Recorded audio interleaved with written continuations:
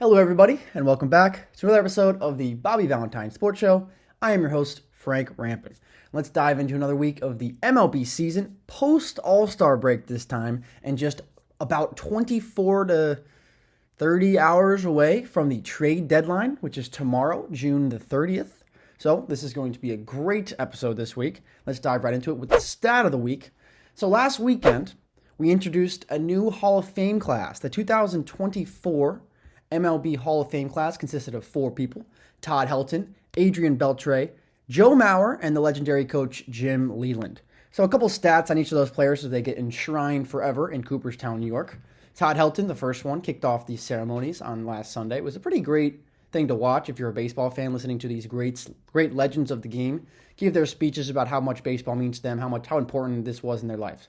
So Todd Helton, here's the highest batting average by a lefty batter versus a lefty pitcher since 1969 in a minimum of 1,000 games. So not a small sample size.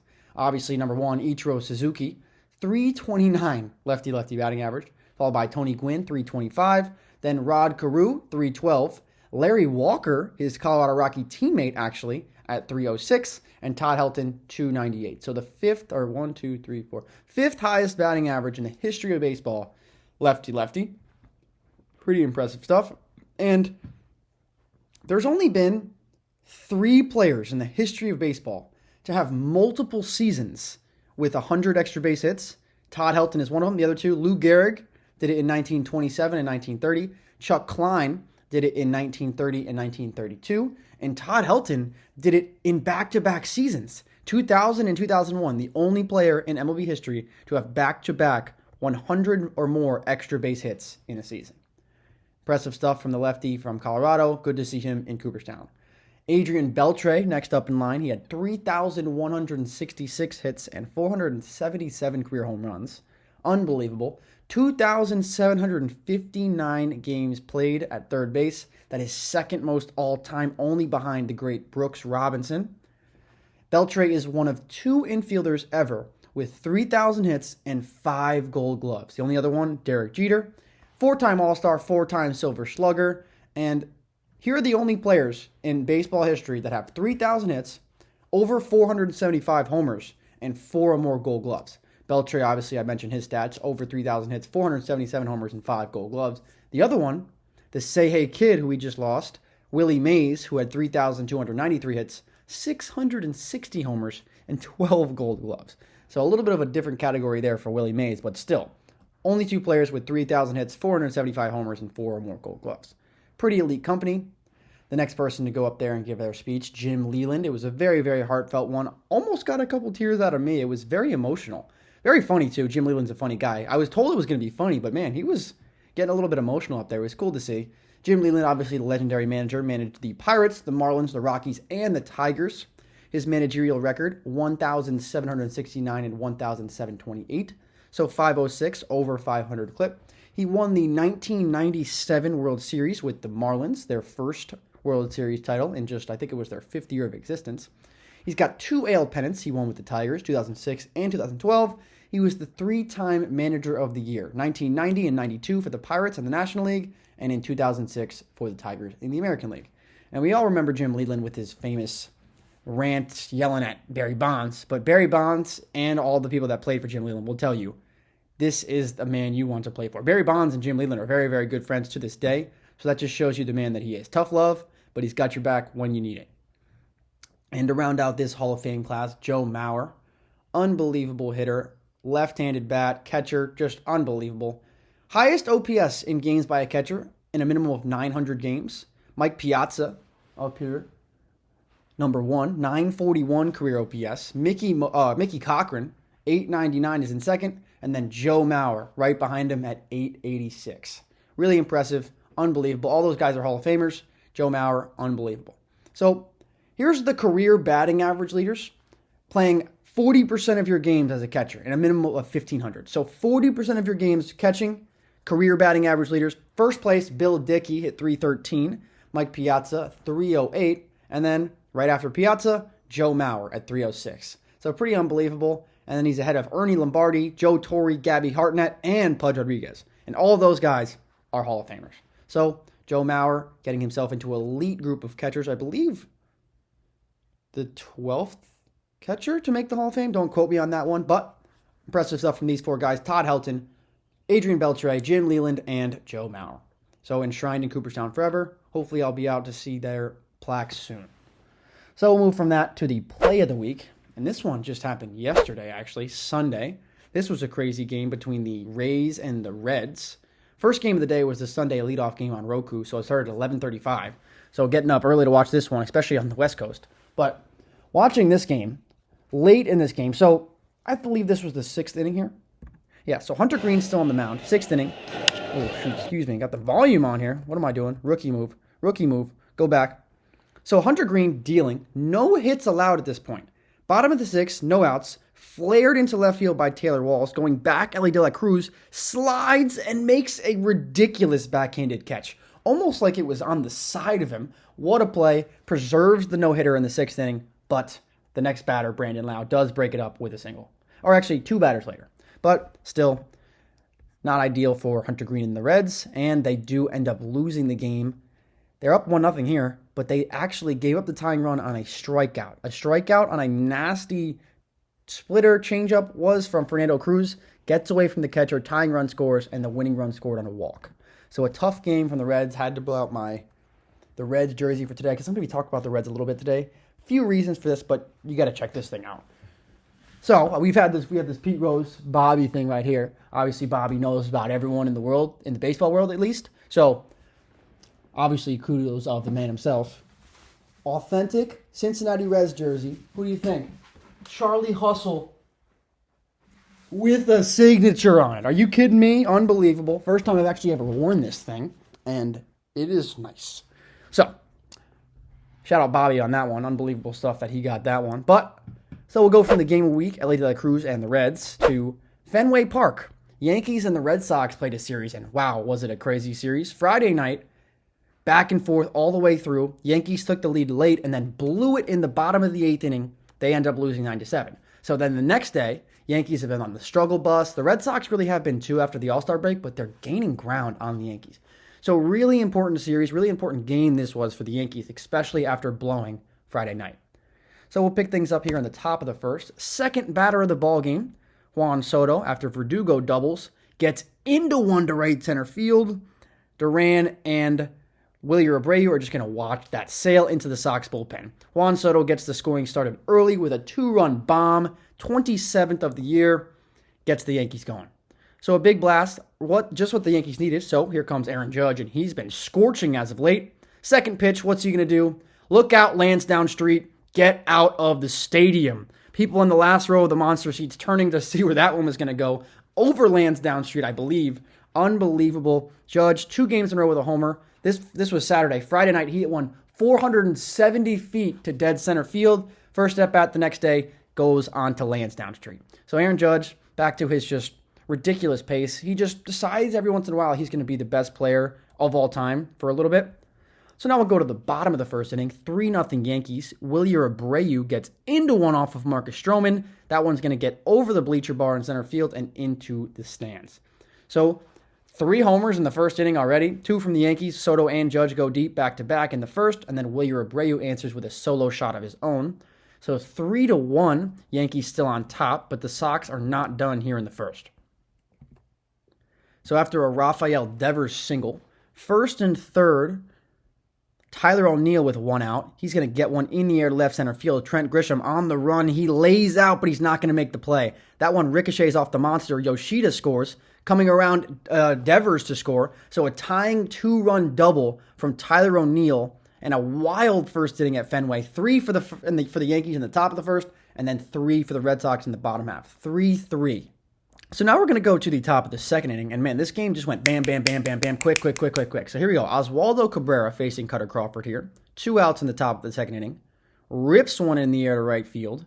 Willie Abreu going back at the track, at the wall, makes the catch, jumps over the fence, reaches up, and catches the ball. But he comes down and smacks the back of his head on one of those rickety Fenway Park seats, and the ball pops out of his glove. This might have been the greatest play I've ever seen in my entire life. If he caught this ball, I think this would have been the play of the year, maybe the greatest play I've ever seen in 22 years of life. Look at this.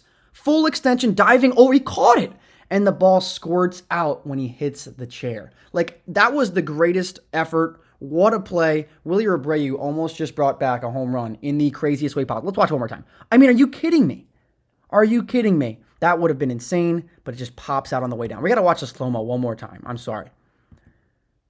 What happened? Like, Willie Abreu times this so perfectly over that short wall in right field, makes the catch at the apex, comes down over the fence, and the ball just barely squirts out when he hits the fence, or hits the chair. Wow. What a play that would have been from Willie Abreu. But Yankees on top 4-3. Oswaldo Cabrera hits the bomb. And like I said, this game was just bam, bam, bam, bam. Bottom of the second inning. Second and third, nobody out. Jarren Duran loops one into center field. That one's going to get down for a single. That ties the game 4-4, and Duran gets up to second on the throw. So second and third yet again. And here comes Willie Abreu, who homered in his first at-bat. He gets jammed, shallow center field, Grisham coming in, and he's going to make the catch. So runners are going to have to hold here, as that was way too shallow. But look what happens here. Flipped into Gleyber Torres, and bear with me. Look at the left screen. Look at third base. Look at third base. Gleyber is like, what's going on? I'm going to throw the ball third. Oswaldo tags the runner, and he's out. Cedar Rafaela just standing, talking to his third base coach, not on the bag. And Oswaldo Cabrera puts the tag on him. Fell asleep there, Rafaela did. I don't know what was going on there, but the Red Sox costly out at third base. 4-4, the game remains. But later in the inning, with 2 outs, Masataka Yoshida hits one over the head of Volpe at short. That scores Duran, and the Red Sox take a 5-4 lead. Their first lead in this one, wild back and forth this one has been so far, and we are nowhere near being done. So now top of the 5th inning, still 5-4 Boston. Aaron Judge yanks one into left field. That's going to get down in front of Tyler O'Neill. Coming in to score is Verdugo, and that ties the game. So 5-5, Judge with another hit, and we continue to go back and forth here at Fenway. So still tie game, 5-5. Bottom of the 5th inning here, leading off is Tyler O'Neill facing Kirk Cousins' cousin, and he hammers a hanging slider. That one's going to get over the monster, out onto Lansdowne Street as well. Second home run of the game to leave Fenway Park, and this one puts the Red Sox on top. In their City Connect jerseys for the Boston Marathon, Tyler O'Neill, 3rd RBI of the night, 2nd hit, 2nd extra base hit, 2-run double, and now a bomb. So now we're going to keep moving ahead. 6-5 Red Sox still. Top of the 7th, 1st and 3rd, 1 out. Ben Rice lifts one to center field. Jarren Duran makes the catch. Here comes Judge tagging from 3rd, and he's going to get in there to tie the game. So yet again, we're all tied up at Fenway on the sac fly from Ben Rice. But the Red Sox get out of that with no further damage, heading to the bottom of the 7th inning, and look who it is again. Tyler O'Neill blasts another one high and deep to left center field. This one not onto Lansdowne Street, but into the monster seats. Another go-ahead home run for Tyler O'Neill. Back-to-back at-bats with a go-ahead home run. His 4th RBI of the night, 2 solo shots and a 2-run double. Red Sox take the lead 7-6. So later in the inning, David Hamilton comes up with runners on 1st and 2nd, only 1 away. He's going to get into one towards the monster in the left field corner. That short hops against it. Coming around 3rd to score is Dom Smith. Sliding into 3rd, Connor Wong. And another double, RBI double for the Red Sox, David Hamilton, 8-6 Boston. So here comes Aaron Judge. He's facing, I'm not sure first name, Kelly here. He faced Kelly brought in Alex Cora brought in Kelly to face Judge on Friday night, and the first pitch Kelly threw out of the pen was hit 470 feet to dead center field underneath the scoreboard. I've never seen a ball hit that far in Fenway Park. I've never seen a ball make it there in Fenway Park. It was unbelievable to watch. But same matchup the next day. Red Sox on top 8-6. Runners on 1st and 2nd here with 1 away.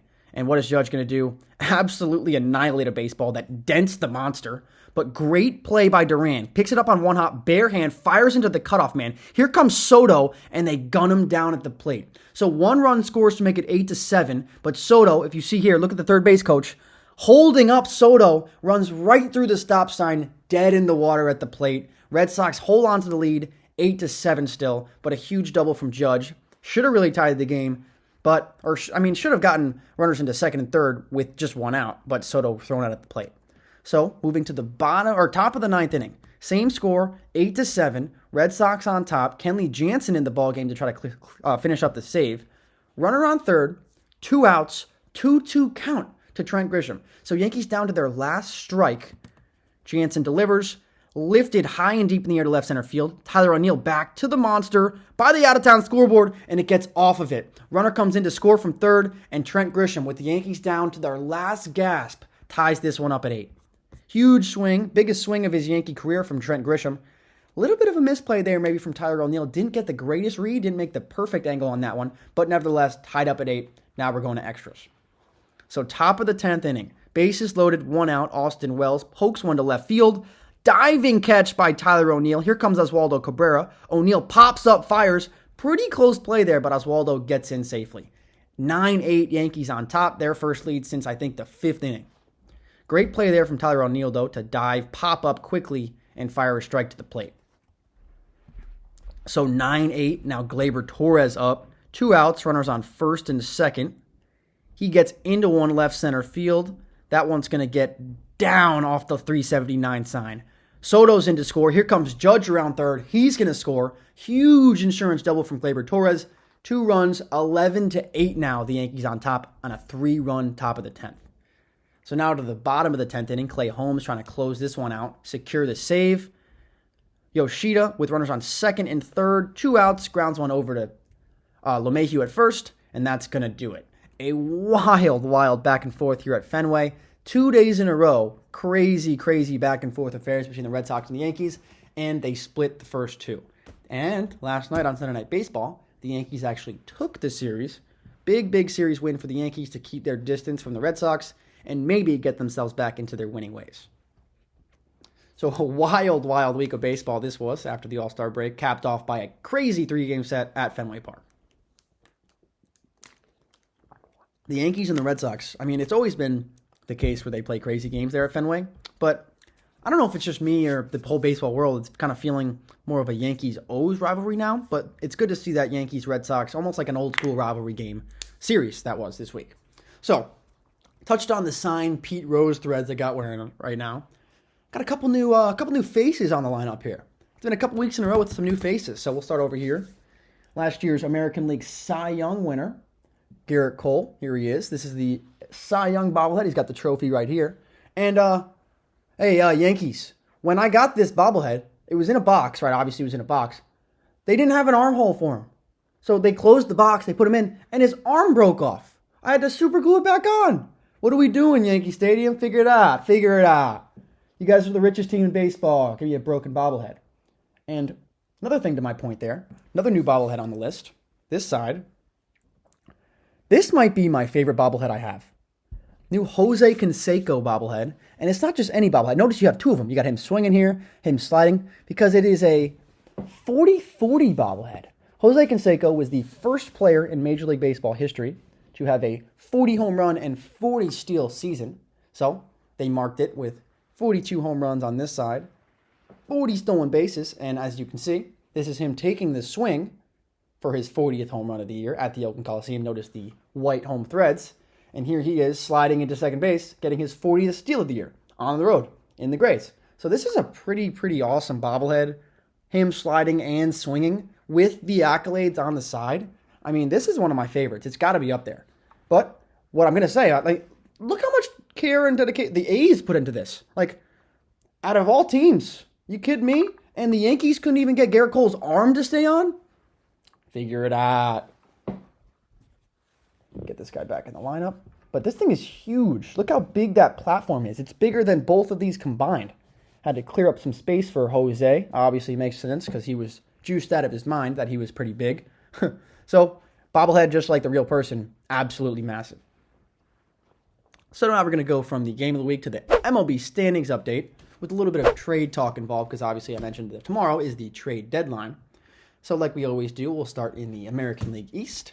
The Baltimore Orioles still leading at 62-43. They're the only team in Major League Baseball to have 8 players with 10 or more home runs. but they have been struggling still. Both the Yankees and the Orioles have been struggling at the same time. So this division race is still incredibly tight. I think it's about 1.5 games at the moment, but anyone can win this division between the Yankees and the Orioles with 2 months left to play. The Yankees, just talked about them a little bit. Judge just had a wild time. And their first series after the All-Star break was a 4-game set versus the Rays with a lot of beef involved. A lot of long home run trots. Jose Siri and Randy Arozarena, we'll talk about him a little bit more because he just got traded from the Rays to the Mariners. Both had very long home run trots. Judge responded with one of his own. Siri had one too, and then Soto ended the whole thing with the longest home run trot of the year. 37 seconds it took Juan Soto to round the bases. The longest home run trot maybe I've ever seen. So, now Juan Soto is tied for second for the most multi-home run games at the age 25 or younger. With 21, he's tied with Eddie Matthews and only behind Mel Ott, who has 24. And he's one of 3 players to have 25 homers and 80 steals in his first 100 games with the team. Babe Ruth did it in 1920 with the Yankees. Mark McGwire did it in 97 and 98, and then Juan Soto this year. And here are the most home runs by a Yankee duo before August in franchise history. The most ever was Roger Maris and Mickey Mantle in 1961. They hit 79. Second place, 1930, Babe Ruth and Lou Gehrig hit 69. 27, Babe Ruth and Lou Gehrig also hit 69. In 2022, Aaron Judge and Giancarlo hit 67, and Aaron Judge and Rizzo hit 67, and Aaron Judge and Giancarlo hit 66. And then Soto and Judge this year have hit 60. That's tied with Babe Ruth and Gehrig from 1928. And here are the last 2 players in MLB history to have a .370 batting average, 30 home runs, and 75 RBIs in a 70-game span. Joe DiMaggio did it in 1937, and Aaron Judge right now.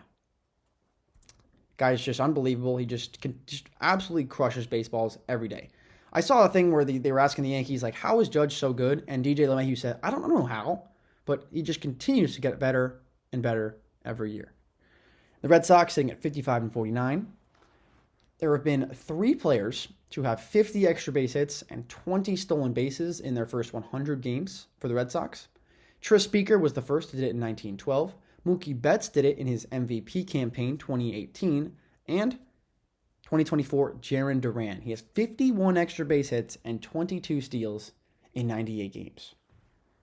Tyler O'Neill's been super hot lately. Multiple home run games twice in the past 7 days. He had a 465-foot homer, at Coors Field over the left field bleachers. The 6th longest home run by a Red Sox player since StatCast began tracking. And before last night, they did lose 8-2 to the Yankees. But before that game, they scored 6 or more runs in 7 consecutive games.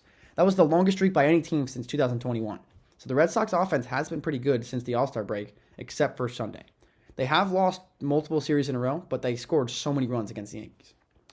The Rays, just 2 games over 500. They still are in the wild card race, but they've already started to make some moves, trading away some players. They've traded Randy Arozarena, and it was pretty wild to see. The day that Randy Arozarena got traded to the Mariners, he showed up to Tropicana Field as a fan and sat in Randyland, which is a section in the outfield behind left field where he usually plays, sat in his section and watched the game.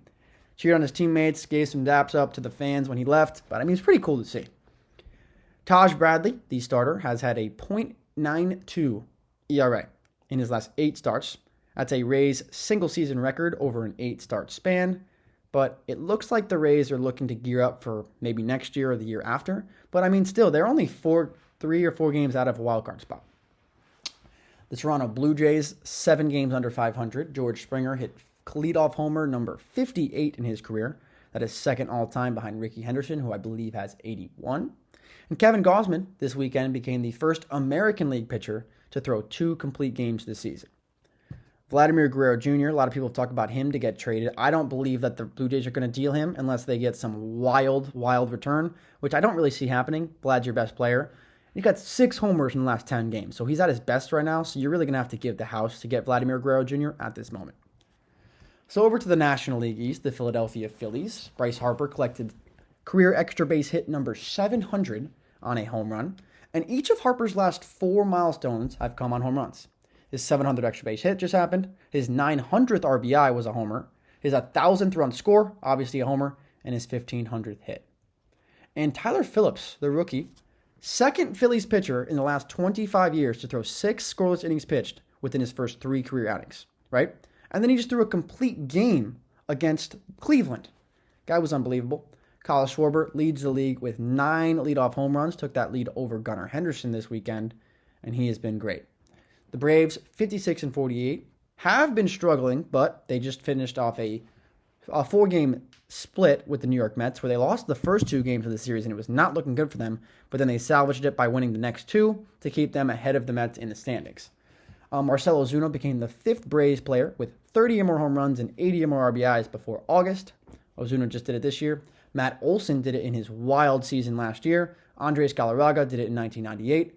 Hank Aaron did it 3 times, obviously, because he's Hammerin' Hank.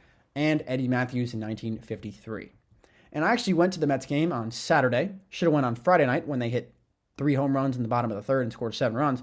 But decided to go on Saturday when they got absolutely carved up by rookie starter Spencer Schwellenbach. He became the 5th Braves rookie pitcher since 1900 to have 10 or more strikeouts, he had 11, and allowed no runs. The Mets lost 4-0 in maybe the most boring baseball game I have been to this year. There was 26 strikeouts combined between the 2 teams. Snoozer. Schwellenbach became the 3rd pitcher with 60 or more strikeouts and 10 or fewer walks in his first 10 outings since at least 1901, joining Jared Jones, who did it this year, and Masahiro Tanaka, who did it for the Yankees, who's back over playing for the Golden Eagles in Japan. And the New York Mets swept the season series for the Yankees. Subway Series happened early last week, Tuesday and Wednesday, and the Mets absolutely crushed the Yankees. Hit a bunch of homers in the series, and they shell-shocked the last year's Cy Young winner, Garrett Cole. They swept the Yankees in the season series for the first time since 2013 and the second time ever. Lindor just became the 4th player in MLB history to have 4 or more 20-homer, 20 stolen base seasons and win multiple Gold Gloves. The other ones are Jimmy Rollins, A-Rod, and Joe Morgan. So a pretty elite company there. The Washington Nationals, I mean, they're having a better year than I think people would realize. They just dealt Jesse Winker to their division rival, the Mets. Jesse Winker has some history with the Mets when he played for the Reds, actually. A wild thing I just saw this week. So Jose Iglesias is now the Mets' newfound hero, and they just traded for Jesse Winker. Keep those 2 names in mind. About 4 or 5 years ago, the Mets played the Reds at Citi Field. I think it might have been the COVID year. Actually, no, it was 2021. It was 3 years ago, actually. So they played each other, 0-0 going into the 9th inning. Edwin Diaz came into pitch, and guess who's up? Jose Iglesias. Oh my God. What does he do? Homers off of Edwin Diaz, his now teammate, to put the Reds up 1-0. And then in the bottom of the 9th, with 2 outs, slice foul ball down the left field line. Jesse Winker makes a sliding catch down the line and waves at the Citi Field fans, telling them to go home. Now they're both on the team, and the Mets are still vibing. Juan Yepez extended his hitting streak to 13 games, longest streak by any player to start his time with a new team since 2015. David Dahl did it with Colorado. And the Miami Marlins, still 30 games under 500, just made a trade to send Jazz Chisholm over to the Yankees. Chisholm just played his first game with the Yankees on Sunday Night Baseball against the Red Sox, picked up his first hit, tried to steal a base, went to second, slipped, got his jaw knocked by Romy Gonzalez's elbow. Then he took third when Devers was sleeping and scored on a sac fly. So some much-needed speed in the lineup of the Yankees, in my opinion. And Jazz Chisholm, a lot of people are thinking it's a weird fit. I think it could work, especially with the leadership they have with Aaron Judge. And I don't know, I think he could bring people together. So I think that's an interesting move for the Yankees, but obviously that's probably not the only move the Marlins are going to make. Tanner Scott is their nice closer. He's got 6 saves of 4 outs or more since the start of the 2023 season. That's the most in baseball. And he might get traded this week. It looks like the Yankees are looking for him too as well. And Xavier Edwards, their rookie shortstop, he just hit for the cycle yesterday. Second cycle in Marlins history. Luis Arias did it last year. It was their second cycle in 2 seasons after not having one for 30 years. And it was Edwards' first career home run. He led off the game, first pitch swinging, first career home run, and then he completed the cycle. He's the first player to hit for the cycle and have his first career home run in that same game since Fred Lewis did it for San Fran in 2007. So wild stat that is. I can't believe that. I saw in the ninth inning he legged out an infield single to complete the cycle, but I had no idea he had no homers until that day. Wild.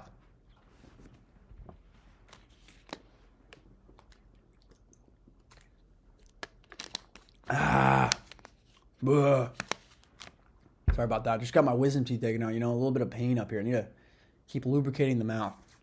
So, over to the Central Division, starting with the American League. The Cleveland Guardians, now the best team in the American League after the O's struggles. 63-42. Stephen Kwan has been very, very good for them at the top of the order. Started batting leadoff in the All-Star game. 101 hits in 70 games played. The last person to do that was Kenny Lofton, who had 106 hits in the 70 games in 1994. Excuse me. And Stephen Kwan, John Kenzie Noel, and Jose Ramirez led off 3 consecutive innings last week with a home run. First 3 Cleveland teammates to lead off 3 straight innings with a home run since 1955.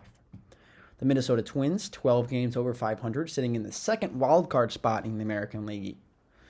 Max Kepler became the 12th ever Twins player to reach 500 RBIs with the club.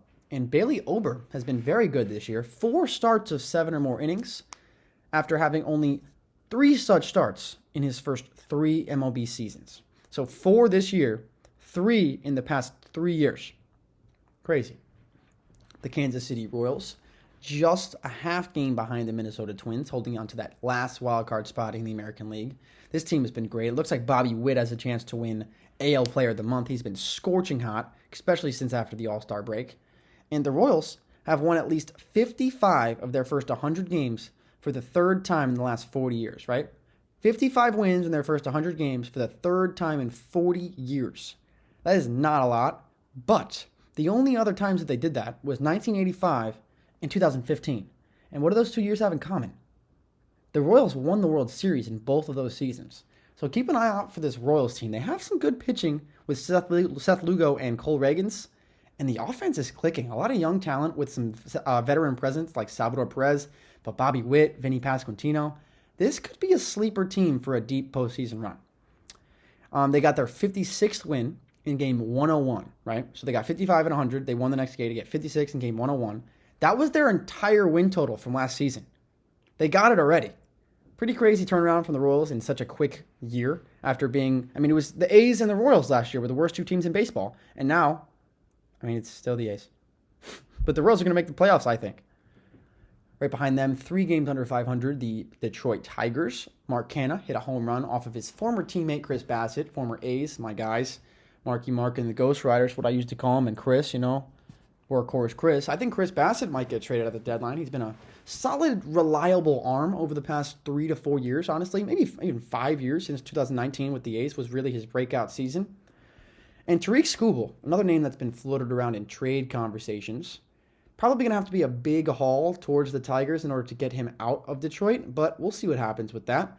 Tariq Skubal becomes the first Tigers pitcher to allow 10 or more hits, but 1 run or less since 2008. So a pretty interesting start for him, working around trouble all day long, but was able to do it. Javi Baez. What happened to Javi Baez, man? He was electric. He was so good on the Cubs. He was like the tag maestro. He could hit.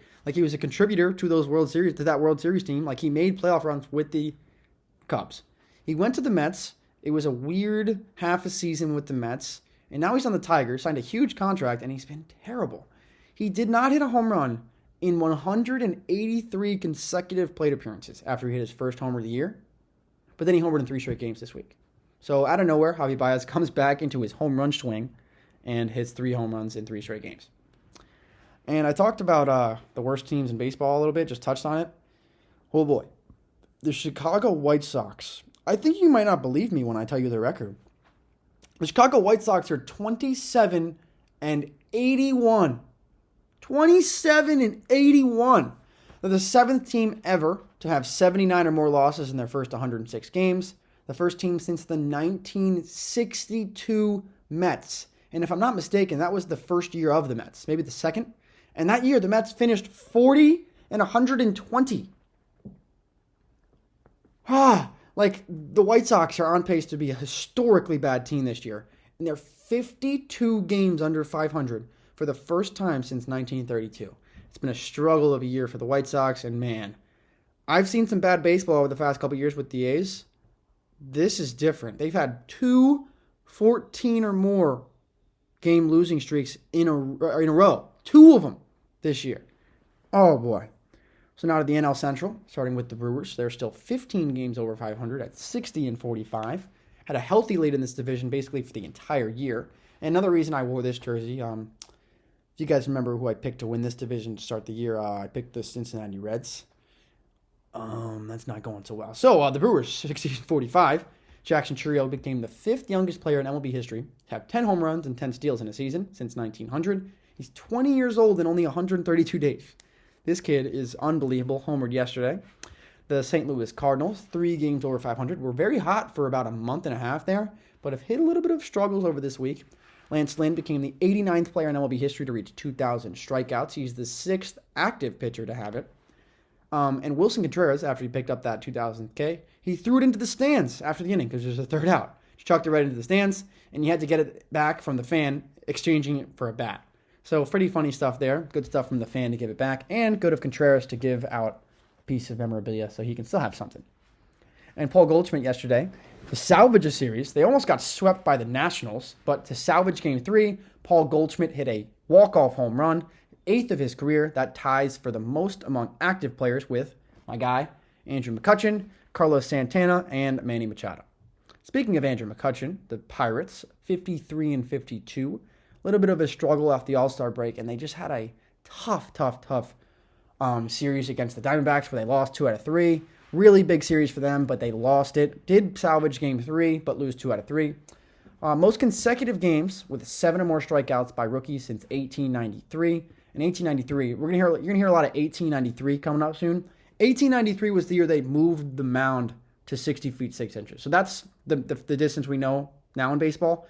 1893 was the year they moved that. So most consecutive games with 7 or more strikeouts by a rookie since that time. Paul Skeens, 9, tied with Brandon Beachy and Dwight Gooden for the most ever.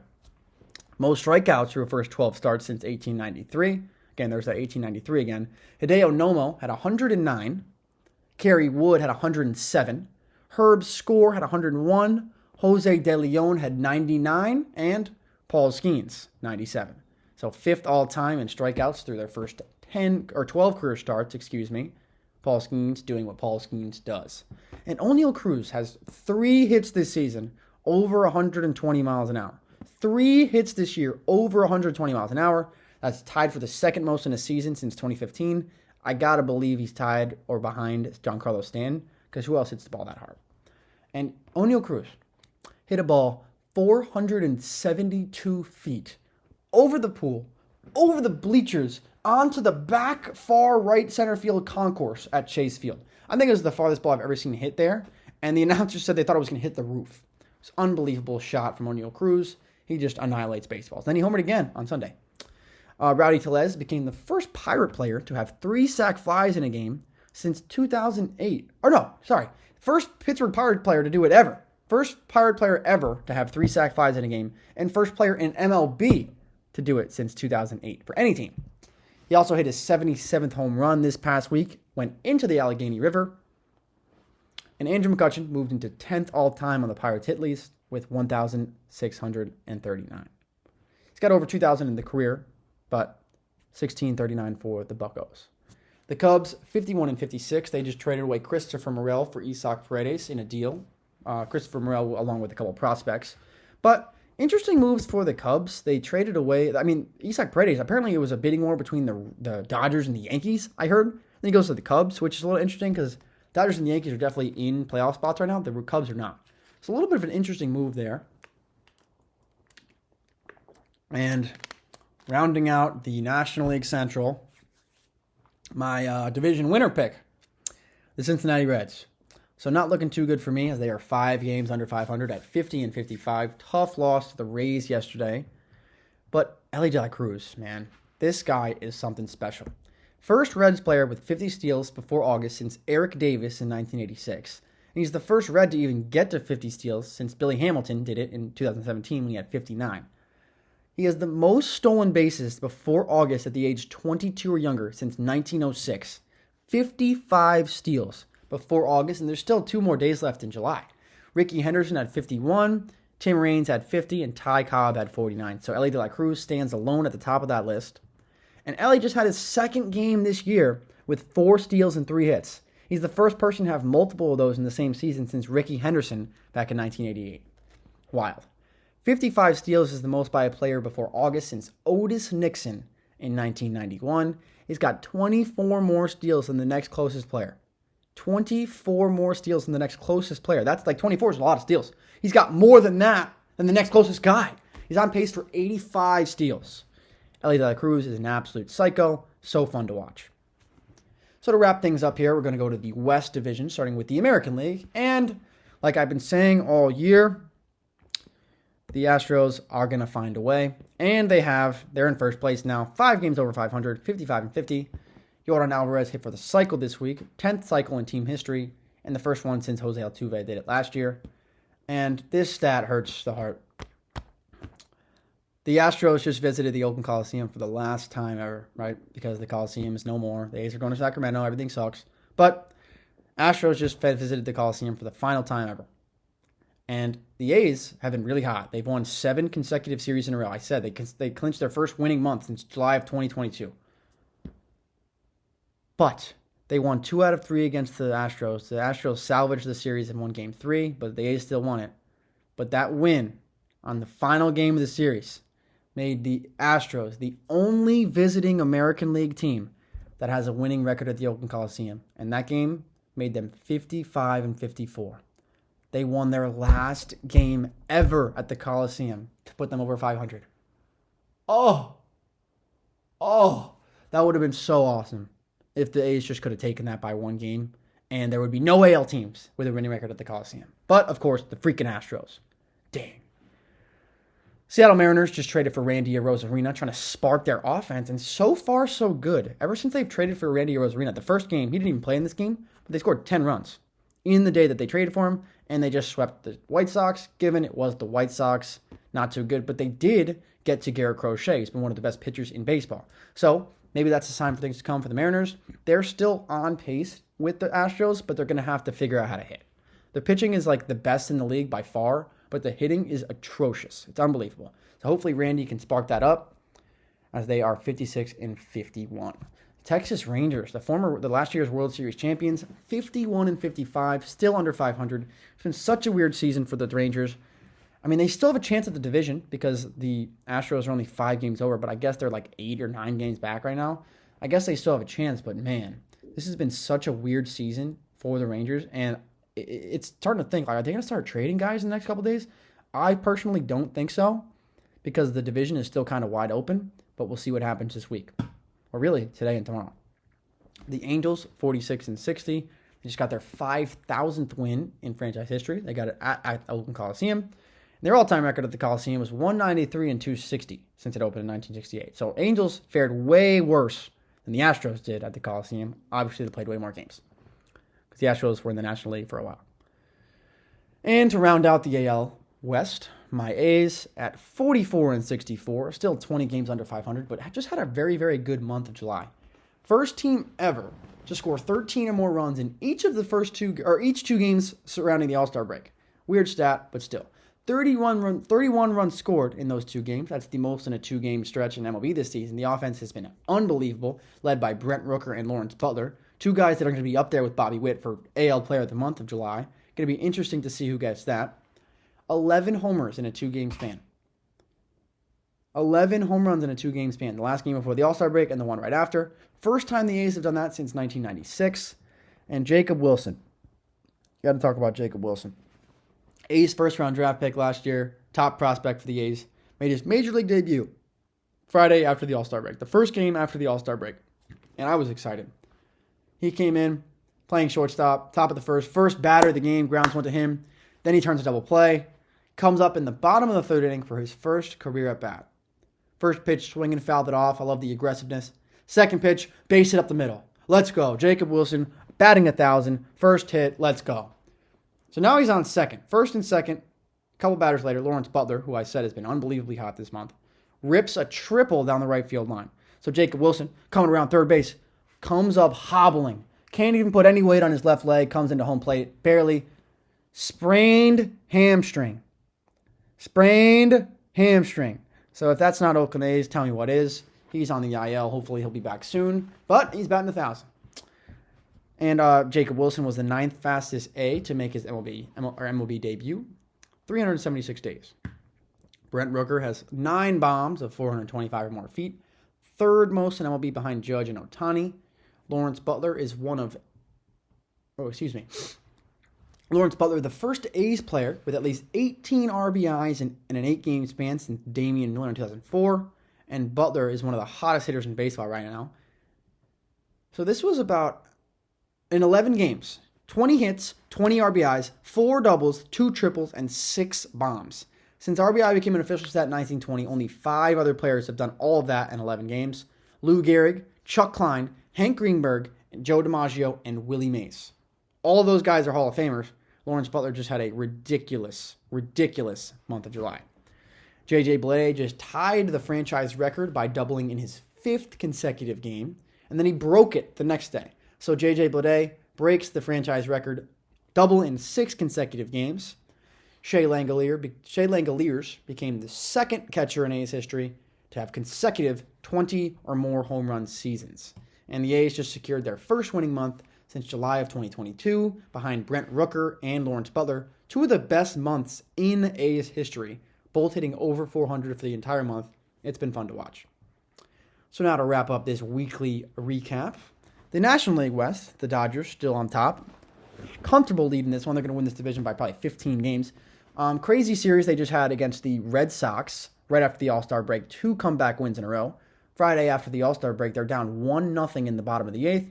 Freddie Freeman comes up and crushes a grand slam to give them the lead. Freddie Freeman dealing with some family trouble right now. His son, thoughts and prayers out to Freddie Freeman and the Freeman family. Hopefully he's back on the field soon.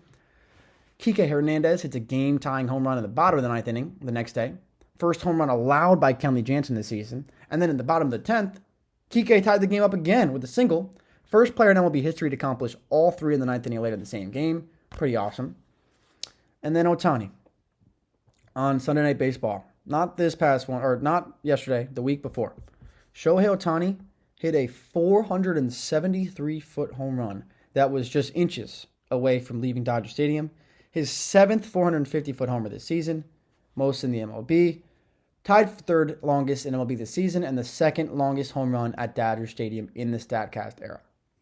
And most 450-foot home runs by a Dodger since 2006. Matt Kemp leads that, but he played in 1,262 games as a Dodger. And then Jock Peterson had 7 in 748 games, right? Shohei just tied Jock Peterson with 7 in 97 games. Less than 100 games, and he's 1 back of Matt Kemp. Matt Kemp played over 1,000. That's crazy. And it would have been just the 7th ball ever to leave Dodger Stadium. Just missed going over that the roof of the pavilion. It just snuck underneath the roof in between a sign. So it would have been the 7th ball ever to leave Dodger Stadium. The 6 were Willie Stargell did it twice. He hit one 506 feet estimated in 1969, and then 470 feet in 1973. Piazza hit one in 1997. Mark McGwire did it in 99. And then Fernando Tatis Jr. did it in 2021. And Giancarlo did it. Players with 40 home runs and 180 OPS plus in consecutive seasons. So Babe Ruth did it in 1921, 22, 23, 24, and 26, all the way to 32. So Babe Ruth a little bit of a category on his own here. Lou Gehrig did it back-to-back seasons, 1930-31. Jimmy Fox did it 32-34. Barry Bonds did it for 5 consecutive years, 2000 2004. And Shohei Ohtani has a chance to do it. Last year, he had an OPS plus of 185, and this year, it's at 188. So he's very close to doing that again, just has to make it through these final 60 games of the season. And Ohtani, only player to have 50 extra base hits, 75 runs, 50 walks, and 20 steals in the first 100 games with the team. And he's the first Dodgers player in history with 30 homers and 20 steals in the first 100 games. He also just picked up steal number 27, which is a career high. And the Padres, 57-51, just went on a 7-game win streak that was ended yesterday on Sunday, but been very hot. Dylan Cease just had a historic 3-game stretch, just threw a no-hitter, second no-hitter in Padres history, and 3 gems in a row. First Padre ever to allow 1 or fewer hits and 0 runs in consecutive starts, and most career games with 10 strikeouts and 1 or fewer hits allowed since 1893. Dylan Cease is 4th behind Nolan Ryan, Randy Johnson, and Justin Verlander. So Dylan Cease has been very, very good this year and just threw the second ever no-hitter in Padres history. And the Arizona Diamondbacks sitting at 55-51. Jock Peterson hit home run number 200 into the fountains at Kauffman Stadium. They're still fighting for a wild card spot. Just had a big series against Pittsburgh where they took 2 out of 3, and I believe they just leapfrogged the Mets. If not, they are tied for that last wild card spot. San Francisco Giants have some interesting decisions to make over these couple days. They're 2 games under 500. Still in the thick of things as this National League wildcard race is wide open. Jorge Soler hit the longest home run of the year, 478 feet to dead center to lead off the game at Coors Field. And Tyler Fitzgerald has been unbelievable. He's been ridiculous. He hit a home run 5 straight games. First Giant to do this since Barry Bonds back in 2004. And then he hit 7 in an 8-game span. Also the first Giant to do it since Barry Bonds in 2004. Tyler Fitzgerald has been unbelievable. He also tied the MLB rookie record for consecutive games with a home run, 5. Kyle Harrison, their left-handed starter, first pitcher to go 5 or more innings and allow 0 runs in 2 starts at Coors Field in a single season. Blake Snell, been talked about on his trade a lot over the past couple weeks, just had one of his best starts of his career. Set a career-high 15 strikeouts in only 6 innings. Most strikeouts in a 6-inning outing are fewer since the mound was moved in 1893. There's that 1893 number again. And the Giants just hit 5 triples in a 4-game series against Colorado. That's a San Francisco-era team record. And round things out, the Colorado Rockies, 31 games under 500, 38-69. They matched a franchise record last week by scoring 20 runs against the Red Sox, but still 30 games under 500. And that's going to do it for us here on the Valentine Sports Show. Hopefully you enjoyed this one. Pretty long episode today as we had to go over a bunch of things. This year's Hall of Fame class, a couple great plays from great play from Ellie De La Cruz, wild game at Fenway Park between the Yankees and the Red Sox, and a lot of trade talk. So today and tomorrow, a bunch more trades are going to happen. We'll see what teams look like after next week. We'll really have a better picture of what's going to happen over the next month or two, probably in the next week. So keep your eye out for that. We'll be back next week with another episode. Make sure to follow us on Instagram, Twitter, TikTok at By Valentine Sports Show. And if you have any questions about By Valentine Sports Academy, at bvacademy.com. So, till next time, I'm Frank Rampin. Peace out.